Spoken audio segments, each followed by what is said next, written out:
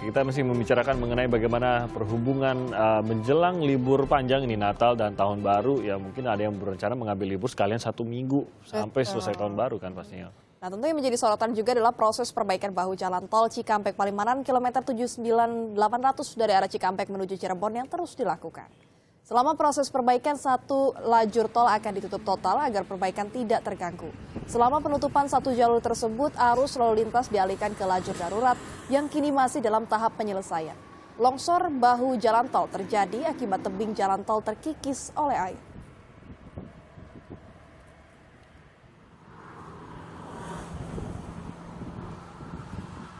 Ternyata masih ada perbaikan juga ternyata ya di bahu. Masih dalam proses tol dan mengingat ini salah satu jalan tol yang pasti akan dipergunakan oleh mereka yang ingin berlibur. Mungkin masih ada beberapa titik mungkin Pak Sugiharjo seperti ini yang perlu lebih diantisipasi oleh para pengguna jalan yang masih dalam perbaikan ataupun ada gangguan secara fisik jalanannya.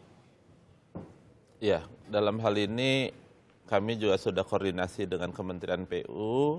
Memang langkah-langkah percepatan untuk mengantisipasi kondisi peningkatan lalu lintas pada saat libur Natal Tahun Baru sudah dilakukan, dan apabila tidak bisa selesai pada saat kondisi lalu lintasnya padat, maka yang dilakukan adalah pengendalian, jadi kegiatannya dihentikan sementara, diatur supaya tidak mengganggu arus. Tetapi kalau seperti yang tadi di tol, jadi ada dilakukan traffic management during construction, artinya diberikan jalur alternatif yang juga bisa digunakan. Tadi kan jalur darurat diperkeras untuk bisa dilakukan sehingga kapasitas jalannya tidak terlalu banyak berkurang. Jadi kapasitasnya tidak lantas Drop banyak. Ya, tidak drop banyak, tapi masih bisa dilalui Pak setidaknya itu ya. Kalau mencari mengenai hal-hal seperti ini, adakah data terpusat gitu misalkan terutama untuk wilayah-wilayah tertentu begitu Pak Sugiharjo? Dalam hal ini kalau di jalan tol tentu bisa kita tanyakan kepada BPJT, Badan Pengelola Jalan Tol, dan kalau di jalan nasional tentu informasinya diberikan oleh Dirjen Bina Marga. Oke. Nah, pengguna angkutan umum ini juga pastinya juga menjadi salah satu moda yang dipilih oleh masyarakat. Tapi kalau kita membandingkan dengan Lebaran, mungkin tidak akan sama seperti kata-kata. Tapi antisipasinya, kalau kita belajar dari Lebaran saja sudah tertampung, apalagi liburan Tahun Baru begitu Pak. Untuk area-area tadi Bapak sudah mengungkapkan area Indonesia Timur ini salah satu yang menjadi konsentrasi. Selain itu di luar Jawa, adakah area lain misalkan di Sumatera Utara kah atau di mana Pak? Khususnya untuk menampung itu tadi pengguna angkutan umumnya dalam skala moda. Iya, kalau saya sampaikan tadi bahwa kita pada prinsipnya siap di 52 pelabuhan dan 35 bandara, termasuk juga kalau untuk kereta api 9 daop di Jawa dan 4 divre di Sumatera. Semuanya kita siapkan, termasuk juga kebutuhan lonjakan penumpang itu dilayani dengan kalau di udara adanya extra flight, di kereta api adanya layanan KA tambahan, termasuk juga di angkutan laut juga ada tambahan. Itu untuk mengantisipasi lonjakan demand.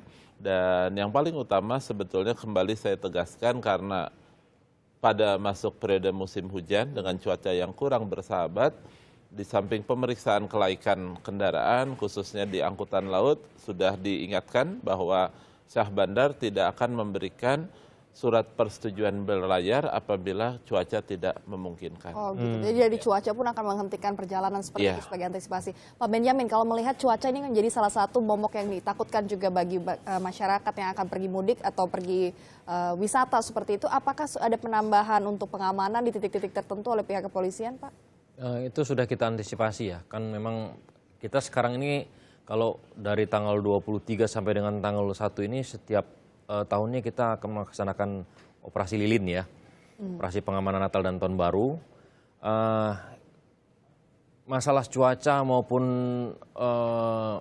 daerah-daerah yang dianggap rawan bencana juga sudah kita antisipasi. Antara lain biasanya kalau untuk di bidang kita itu adalah masalah longsor ya. Ini juga sudah kita antisipasi. Setiap Polda itu sudah melakukan mapping daerah-daerah mana saja yang diperkirakan rawan.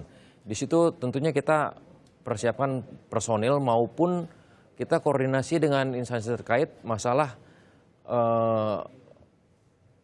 kesiapan kendaraan berat, misalnya kendaraan beko ya untuk mengeruk tanah yang longsor ataupun kendaraan-kendaraan lainnya yang memang dibutuhkan apabila terjadi bencana. Nah ini kita sudah koordinasikan dengan beberapa instansi, demikian.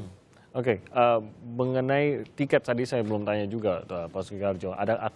Apakah ada terdeteksi ada kenaikan juga melihat lonjakannya, tapi tidak hanya lonjakan, tapi mengenai harganya? Ya, kalau untuk angkutan udara maupun kereta api itu memang pada saat adanya lonjakan ini berlaku hukum pasar, adanya kenaikan. Tetapi yang diatur pemerintah, kenaikan itu tidak boleh melampaui batas atas yang ditetapkan. Dan kita juga menurunkan tim, YLKI juga menurunkan tim apabila ada kenaikan tarif melampaui batas atas, termasuk juga di angkutan bus. Oke, dan sejauh ini belum tampak Belum ada ada pelanggaran laporan ya? tentang hal ini. Oke. Pak Sugiharjo, yang menjadi fenomena sekarang ini, kalau saya kan melihat beberapa visual di belakang kita ini ada bis juga Pak ya. Jadi ada fenomena Om Tolelot Om, gimana? Telolet Om, iya itu kan Om Telolet justru Om. saya mendengar ada Ini ramai himbauan menjelang sendiri dari ini nih. Menhub terkait dengan itu Pak. Jadi gimana Bapak menanggapinya sendiri? Jadi gini, sebetulnya kalau di dalam undang-undang yang diatur itu mengenai klakson, itu adalah tingkat kekerasan suara, desibelnya, supaya tidak mengganggu, juga tidak boleh terlalu minim, bahkan tidak terdengar. Kalau soal variasi mengenai Bunyi klaksonnya. jenis suaranya bagaimana, ini memang suatu hal yang baru ya. Kita nggak mungkin undang-undang mengatur hal-hal seperti itu.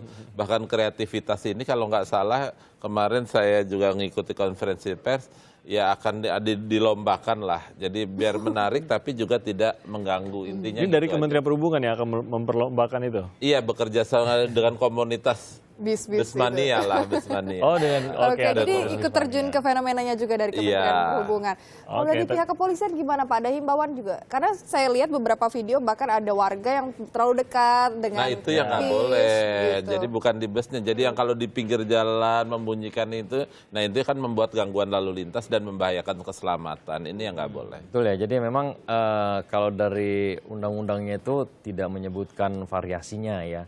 Ini kan inovasi dari para sopir-sopir bis itu aja ya, tapi kekerasannya itu yang diatur.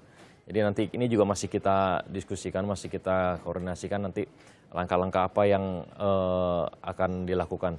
Yang jelas di sini kami himbau kepada masyarakat untuk ya hati-hati. Kadang-kadang anak-anak ini, apalagi sekarang musim liburan ini kan, mereka berkelompok senang tidak memperhatikan keselamatan dirinya.